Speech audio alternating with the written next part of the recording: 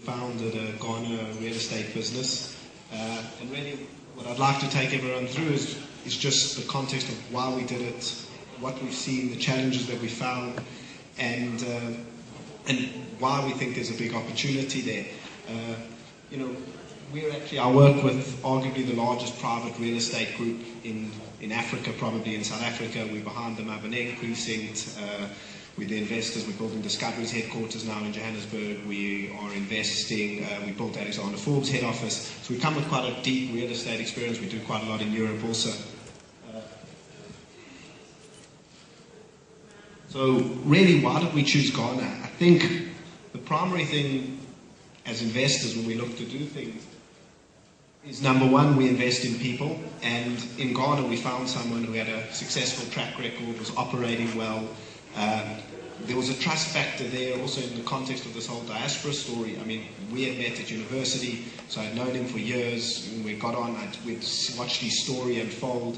So when he approached us and said, he wants maybe deeper experience and a bigger balance sheet, it was quite compelling to us. And I think the last point also was very relevant because, I think the big thing when you invest in cross-border or even locally is with our partners that we can get on with each other. And especially when I think he was saying to us we want quite an operational hands-on role, that's very important because, business isn't easy at the best of times. So the fact that we were, starting off with really the operator saying to us he wants us as our kind of partners was important. Then, I think people spoke early on about Ghana. We found it a great business environment, very friendly, lots of very smart people on the ground, open to business. So we liked the story. And I think the last point, I guess, for us being slightly more entrepreneurial, how we did this is we wanted to grow. We wanted to go into Africa. We wanted to see how it operated. And it was quite exciting for us to set up a business. It's very different to operating in South Africa or the UK, where you've got a lot of expertise around you. Here you have to go, you have to vertically integrate, you have to solve things. There's not a lot of precedents, which are all things we as investors are very used to seeing. So create a lot of challenges, but it is we find it very exciting. So when people ask me, how's it going? Firstly, I must say it's only 2 years in while we've been there, our partner's been operating for 7 years. So it is early days, but it's just, I think the first thing we just say is extremely, extremely tough. So I think the biggest thing for us, which we found very different to operating in, say, the UK where we operate or in South Africa, is information. There's just, a massive lack of information. And often even worse is you're getting told information that isn't accurate. And it's not it's furthest thing from being dishonest. I just think where it is in the stage and the level of expertise in a lot of the industries, it's just not, as deep as you would find in the UK and as experienced. And therefore, you're often having to work out information yourself. And you often go down the wrong route for a while and then you're having to come back. I think if you ask me where it is, it's a very entrepreneurial society, but it's very, again, early. And so you're dealing with a lot of entrepreneurs who aren't, as experienced as you'd get, again, in the UK.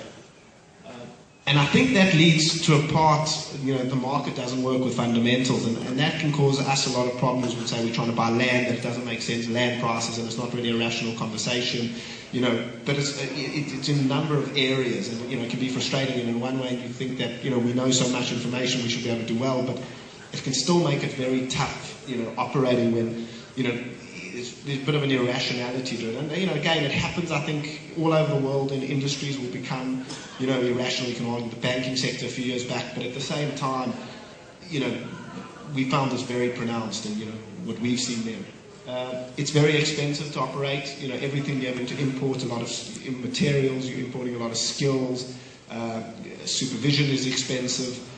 And I think the pity for us is we're trying to be a low price point product, but, it's costly. Another challenge we found is a lot of shortcuts from our competitors, sometimes from your suppliers, from your maybe arguably people you're trying to use as your contractors. Again, I think this causes opportunity in the long term, but in the short term, it's a challenge. And then lastly, I think if anyone's following Ghana, you have to discuss the recent policy changes, which, at the best of times, very erratic. We found unthought through. And again, I think a short-term problem, not necessarily a long-term problem, but definitely, if you're not getting your numbers right, can really hurt business. And we're seeing that at the moment.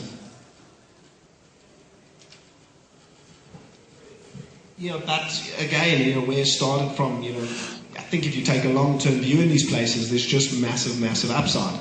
There's no doubt in our mind there are going to be thousands of homes, offices, retail built over the next 10 years. It's happened the last 10 years, and we think the economy is in a much more exciting and better place. The other really exciting thing about dealing with Africa, and if you listen to a lot of, I'm sure, the entrepreneurial stories, you can really differentiate yourself in Africa. It's very hard in Europe or South Africa to differentiate yourself, and that's, it's a different type of business.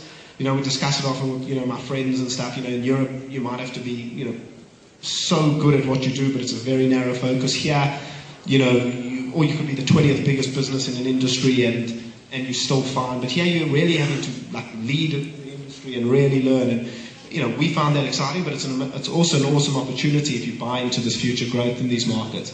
Again, I think a lot of opportunity because of the lack of quality. People have got away. You can argue it's difficult to operate there, but they've got away with a lot. So if you can answer that, then you really are. This is obvious that there's a consumer out there. And I think it all comes back, and maybe this is relevant to people trying to invest or people with skills. We want to go back. There's a real gap in these markets if you bring deep domain expertise, and that's back to also convincing people not to take shortcuts and to use it. We see it in the building industry all the time. Is people not taking the time to really design buildings. We, in South Africa or the UK, would take 9 months to design a building before we'd even think of putting down a brick. People don't want to do that. But again, if you can bring those domain expertise back, then I think there's a real big opportunity. Just from a pure real estate perspective, we think real estate always does well in emerging markets. You've seen it in China, India, that consumer-facing businesses and probably, infrastructure. A very Ghana-centric point in my mind, and I'm no economist, but when we look at it, it's at a very interesting tipping point. And I always compare it to Kenya. The economy is, while the same size, the economy in Kenya is a much wider, deeper economy in terms of, the amount of industries it deals with. Ghana is still very commodities-based.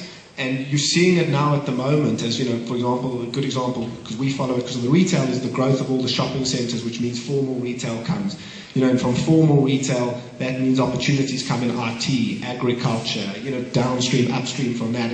And that's, that formalisation of these economies to us is a very exciting point because we just regard ourselves as providing infrastructure. But I think, it deepens these economies and makes them much more robust. And, is it going to take a year to happen? I guess it's already happening, but that's very exciting to us. And again, you use the Kenya example, never mind South Africa or the UK. If you travel between the two, you see how much wider the economy is. And I think Ghana's got this. Maybe people overplay the whole West Africa gateway, but it's definitely benefiting from that and should benefit from that. Even right now with all of this, we just see huge demand. And I think probably in all African countries, including South Africa, there's just a massive shortage. You have to get your pricing right.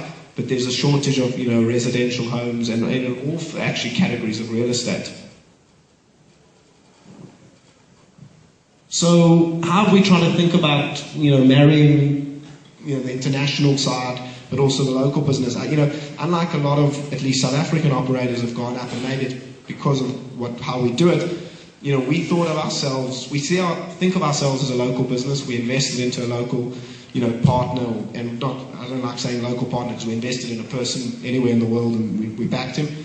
But we see ourselves as a local business, part of the local culture, but at the same time we're part of a global world with global skills, and there's no reason why we shouldn't hit those global skills just because we're in Ghana.